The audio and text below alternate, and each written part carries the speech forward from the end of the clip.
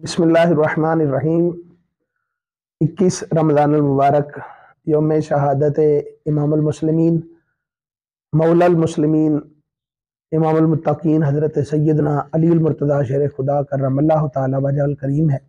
اللہ کریم آپ کی قبر مبارک پر کروڑوں رحمتوں کا نزول فرمائے۔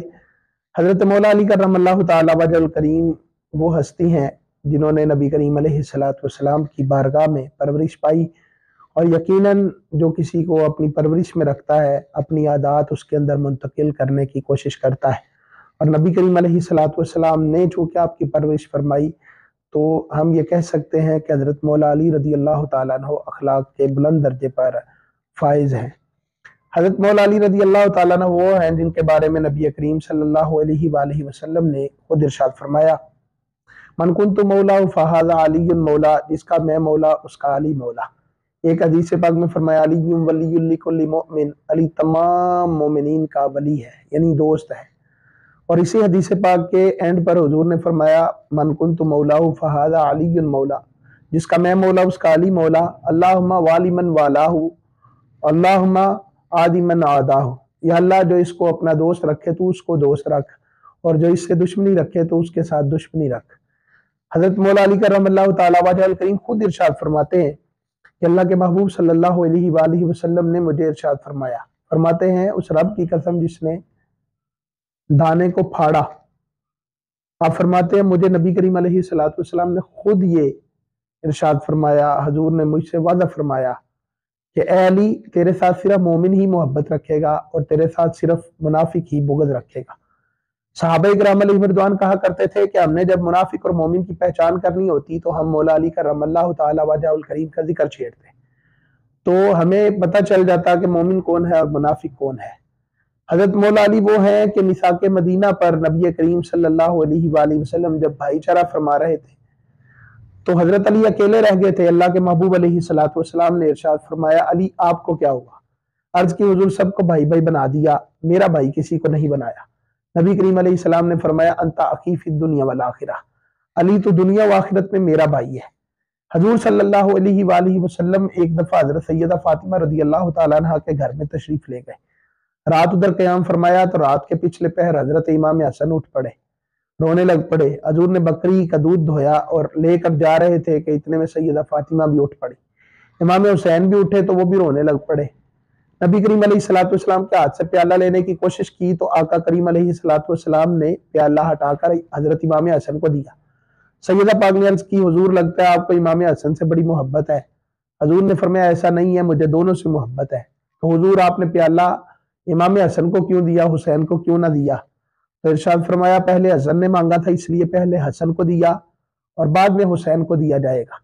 پھر حضور نے فرمایا حضرت علی اس وقت سو رہے تھے، فرمایا اے پیاری بیٹی انا و انتی و حاذانی و حاذر راکد فی مکان واحد یوم القیامہ، فرمایا تم، میں، تم، یہ دونوں اور یہ سونے والا جو شخص ہے قیامت والے دن ایک ہی مکان میں اکٹھے ہوں گے۔ نبی کریم علیہ السلام نے ارشاد فرمایا کہ مردوں میں مجھے سب سے زیادہ محبوب حضرت مولا علی کرم اللہ تعالی وجہ الکریم ہے۔ حدیث پاک کا مفہوم عرض کر رہا ہوں۔ اس طرح کئی روایات ہیں جو حضرت علی رضی اللہ تعالیٰ عنہ کی شان میں ہے۔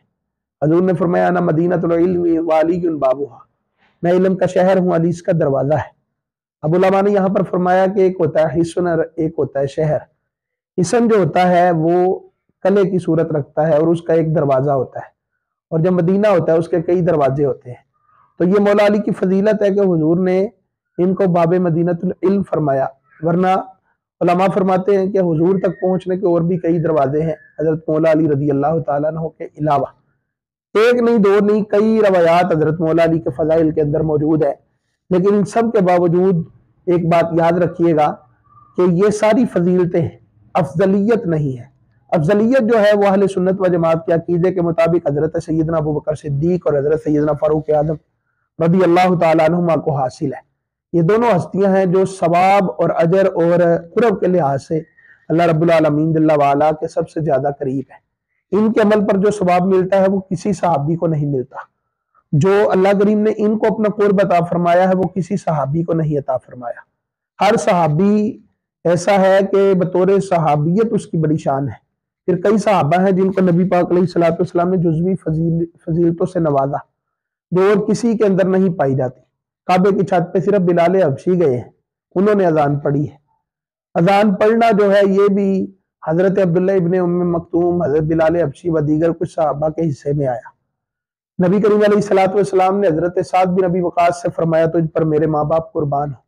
اسلام میں سب سے پہلا تیر چلانے والے حضرت سیدنا سعد بن ابی وقاص، سب سے بہترین قرات کرنے والے اس امت میں حضرت سیدنا ابی بن کعب رضی اللہ تعالیٰ عنہ ہیں۔ عقد الامہ حضور نے فرمایا علی المرتضیٰ ہے، یعنی بہترین فیصلہ فرمانے والے۔ اس امت کے سب سے بہترین حیا فرمانے والے حضرت عثمان غنی ہیں، سخاوت فرمانے والے آپ ہیں۔ اس امت کے سب سے بہترین عدل کرنے والے حضرت سیدنا عمر رضی اللہ تعالیٰ عنہ ہیں۔ اس امت پر سب سے زیادہ شفقت فرمانے والے حضرت ابوبکر صدیق ہیں۔ اس امت کے استاد حضرت عبداللہ ابن مسعود کو فرمایا گیا، حبر الامہ حضرت سیدنا عبداللہ ابن عباس کو فرمایا گیا۔ اس طرح جزوی فضیلتیں سب کو حاصل ہے۔ اسی طرح باب مدینہ العلم حضرت مولا علی کو فرمایا گیا، یہ فضیلت کے باب میں ہے۔ افضلیت کے باب میں آئے تو حضرت ابوبکر اور حضرت عمر رضی اللہ تعالیٰ عنہ سب سے افضل، سب سے اعلیٰ ہے، اور یہ قرب اور زیادت ثواب کے حوالے سے ہے۔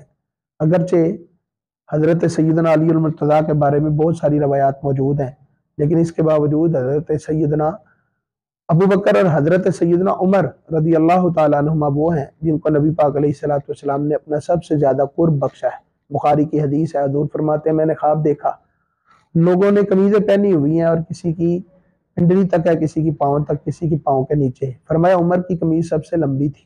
عرض کی حضور اس کی تعبیر کیا ہے؟ فرمایا اس کی تعبیر یہ ہے کہ یہ لوگوں کا ایمان تھا اور میرے عمر کو اللہ نے سب سے قوی ایمان عطا فرمایا ہے۔ نبی پاک علیہ الصلوۃ والسلام نے حضرت ابوبکر صدیق کے بارے میں فرمایا جو اللہ نے میرے سینے میں ڈالا تھا میں نے سب کا سب ابوبکر کے سینے میں منتقل کر دیا ہے۔ تو علماء نے ساری چیزوں کو سامنے رکھ کے، قرآن پاک کی آیات کو سامنے رکھ کے وَسَيُجَنَّبُهَا الْأَتْقَى، یہ اتقا جو ہے اس سے مراد بھی حضرت ابوبکر صدیق کی ذات ہے۔ جو اتقا ہوتا ہے، قرآن کہتا ہے اِنَّ أَكْرَمَكُمْ عِندَ اللَّهِ أَتْقَاكُمْ، جو اتقا ہے وہ اللہ کے نزدیک سب سے زیادہ عزت والا ہے۔ تو قرآن نے حضرت ابوبکر صدیق کو اتقا کہا۔ یہ روایات ملتی ہیں۔ بہرحال اللہ ہمیں سمجھنے کی، عمل کرنے کی توفیق عطا فرمائے۔ افضل حضرت سیدنا ابوبکر ہے، حضرت سیدنا عمر ہے، جو ان کو افضل نہ مانے وہ اہل سنت نہیں رہتا۔